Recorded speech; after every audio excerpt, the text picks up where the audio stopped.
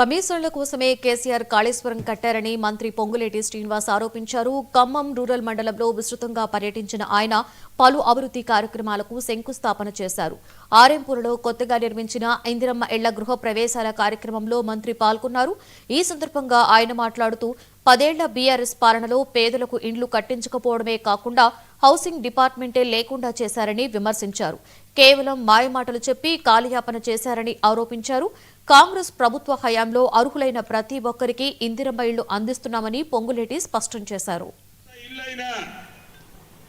పాలేరు నియోజకవర్గంలో ఈనాడు మొదట విడత ఆరంపల్లి గ్రామంలో కూడా ఇప్పుడే ఓపెన్ చేసుకున్నాం.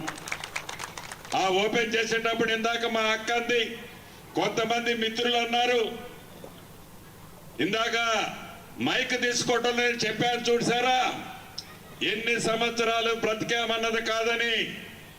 ఆ ఆనందం, ఆ పేదోడి కలలో చిరునవ్వు, ఆ పేదోడి ముఖంలో ఒక ధైర్యం స్థైర్యం చూస్తుంటే కళ్ళు చెమ్మగిల్లాయి.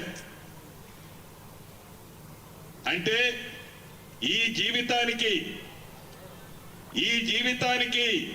ఈ రాష్ట్రంలో ఇన్ని లక్షల ఇల్లు కట్టించే అవకాశం భగవంతుడు మీ రూపంలో నాకు ఇచ్చినప్పుడు, ఆ పేదోళ్ల ముఖంలో ఆనందం చూసినప్పుడు, ఆ పేదోళ్ళకి ఈ ప్రజా ప్రభుత్వం ఒక భరోసా ఇచ్చి ఆ పేదోడికి ఒక భద్రత కల్పించిన ఈ సందర్భంలో నా మనసు చాలా ఆనందంగా ఉంది.